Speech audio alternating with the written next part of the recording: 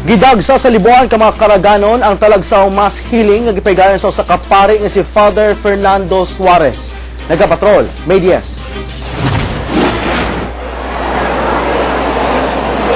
Puno sa tao kining gym sa Caraga State University sa siyudad sa Butuan aron motambong sa talagsaong mass healing nga gipangunahan sa gituuhan nga the healing priest nga si Father Fernando Suarez. Kadaghanan sa mga nitambong naglaom nga maayo sa ilang mga sakit. Gikan pa sa barangay Afga si Bagat Agusan del Sur si Arturo Gulaver. Wala ni ini gipakyas ang maong mass healing. Dako ang pagtuo ni ining nga maayo sa sakit nga hypertension tungod una na ni ining nasaksihan ang kakapas ni Father Suarez nga makapaayo sa mga adunay sakit.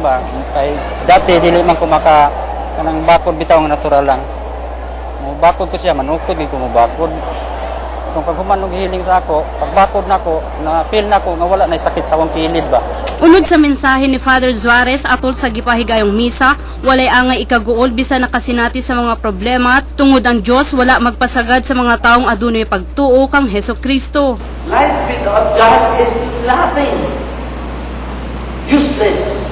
Pero naman po sa mga may Diyos, nako, sinasabi ko sa inyo, napakasarap mabuhay. Kaya huwag po kayong matakot na magkaroon na kayo ng Diyos sa inyong buhay dahil po ang Diyos na yan ay hindi kayo mababayaan. Amen? Human sa balaang misa, usa-usa na nga giampuan ni Father Suarez ang mga naisakit.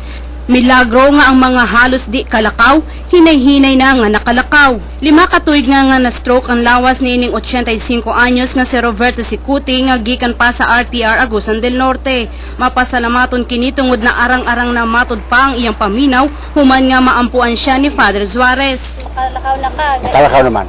Sa una, May lisod ba? Lisod paglakaw. pero karon, Kalakaw na. Ang maong mass healing na mugna pinaagi sa paningkamot ni Butuan Las Nieves Representative Joboy Aquino.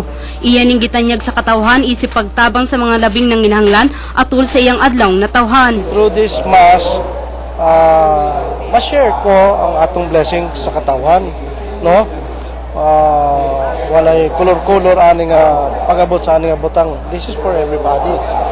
Nagkalain-lain man ang pagtuo sa matag individual apan sa mga milagrong natagamtaman sa mga naayo sa ilang sakit, gituuhan nga walay laing gigikanan kundi ang labing makagagahom lamang nga si Hesukristo. May Diaz Patrol sa Caraga.